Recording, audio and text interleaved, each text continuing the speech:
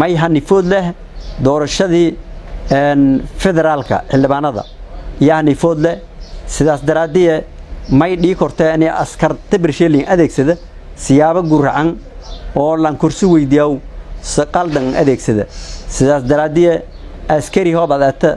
difaaca dalka iyo dadka ya arday waajibka ay ani lan koonan heelada koona ku heelada xaq miilihiidi ani lan ko garab siida oo gardar garab siidan xaq miilihiidi ama kaandada gurigi dawladda ka siiday linka tala galinay adow shacabka lagu ku ilaaliyo in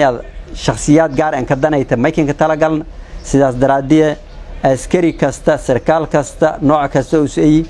maylinku digay inuu isku dheerada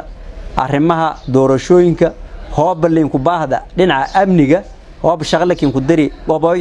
hoob kalan hayna banaanku mar may arday rajeene ani talooyinkan